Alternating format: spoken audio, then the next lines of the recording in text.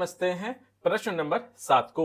अशोक के अधिकांश अभिलेख और लिपि किस भाषा में है?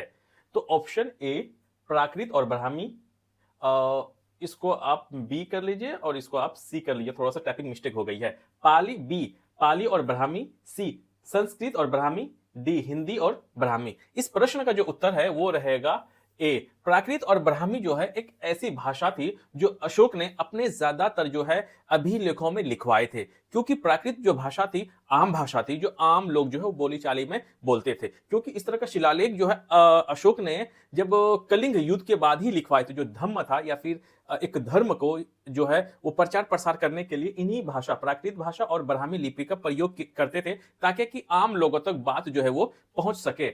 अगर देखा जाए अशोक के टाइम में ना 3 भाषाएं हुआ करती थी। अशोक, क्योंकि ये बहुत इंपॉर्टेंट है, उनकी 3 भाषाएं हुआ करती थी। पहला भाषा जो था वो प्राकृत भाषा था, प्राकृत भाषा। दूसरे नंबर का जो था वो था आरामी भाषा, या फिर इसे इंग्लिश में आरामाइक भी बोलते हैं। और तीसरी जो भाषा इनकी हुआ करती थी वो हुआ करती थी आपकी यूनानी। ये 3 भाषा हुआ करती थी। अब यहां एक भाषा आपको गायब नजर आएगा, वो है संस्कृत। संस्कृत जो है वो ना के बराबर, या फिर इसके टाइम पे जो है ये संस्कृत भाषा का इस्तेमाल ही नहीं करते थे, क्योंकि संस्कृत भाषा जो है वो आम लोग नहीं बोलते थे। इसीलिए अशोक जो है वो संस्कृत भाषा में जो है वो शिलालेख को लगभग ना के बराबर लिखते थे। ये भाषा थी 3। और यहाँ पे जो लिपि की बात आती है, लिपि जो अशोक के टाइम पे 2 ही हुआ करती थे। एक था भारत की सबसे पुरानी जो है वो ब्राह्मी लिपि, और दूसरा था खरोष्ठी। खरोष्ठी ये इसकी लिपि हुआ करती थी। और जो प्राकृत भाषा जो है, जो भारत के जो मध्य भारत में और पटना के आसपास या भी मगध के आसपास जो ज्यादातर लोग प्राकृत भाषा बोला करते थे, इसीलिए वहां जितनी भी आपको शिलालेख मिलेंगे वो आपको प्राकृत भाषा में मिलेगा। और जो आपका आरामी भाषा और यूनानी भाषा जो ज्यादातर जो है अफगानिस्तान में बोला जाता था, थोड़ा सा पार्ट पाकिस्तान का वहां पे बोला जाता था, क्योंकि अफगानिस्तान भी उस वक्त जो अशोक के अंडर में थे। और यूनानी भाषा जो है उस एरिया का जो वहां प्रशासनिक भाषा था, इसीलिए वहां पर यूनानी का इस्तेमाल होता था। और उससे अगर पूरब आ जाए पाकिस्तान, पूर्वी पाकिस्तान और पश्चिमी भारत का कुछ भाग, जहां पर आरामी भाषा बोला जाता था, जहां पर खरोष्ठी जो लिपि है उसका इस्तेमाल होता था। अब उसी के क्रम में तो ऑप्शन नंबर ए जो है इसका सही उत्तर है। अब समझ लेते हैं ऑप्शन नंबर बी को। देखिए पाली और ब्राह्मी भाषा है वो सबसे ज्यादा जो यूज हुआ है, किसमें हुआ है? ये हुआ है गौतम बुद्ध जो है वो अपनी जो प्रचार प्रसार जो करते थे तो वो करते थे पाली भाषा में। तो पाली भाषा का जो सबसे ज्यादा इस्तेमाल जो है वो गौतम बुद्ध के समय में हुआ था। उनकी एक पुस्तक है त्रिपिटक।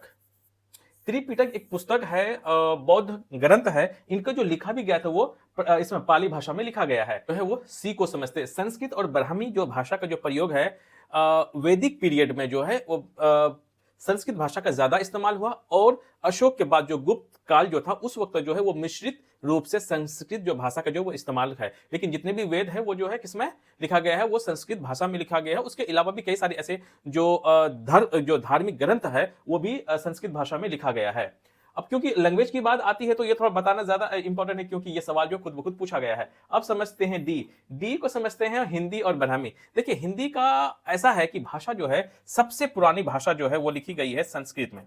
संस्कृत जो है एक भाषा हुआ करती थी। संस्कृत की बात जो है भाषा आई पाली, मतलब पहले संस्कृत, संस्कृत से ही पाली, पाली से ही बना प्राकृत भाषा, और प्राकृत भाषा से और एक भाषा आया था। प्राकृत के बाद एक भाषा आई अपभ्रंग।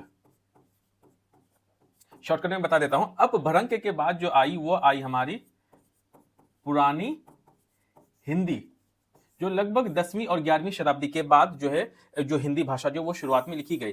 पृथ्वीराज रासो की जब लगभग 11वीं या 12वीं शताब्दी के आसपास जो लिखा गया था वो भी जो है वो हिंदी में लिखा गया था, पुरानी हिंदी में। जो शुद्ध भाषा जो आज हम हिंदी बोलते हैं वो 19वीं और 20वीं सदी में जो है शताब्दी में इसका जो उपयोग बहुत अच्छे से किया गया। तो अब समझ, मतलब यहां पे तो भाषा के बारे में था, थोड़ा बहुत मोटे तौर पे मैंने बता दिया।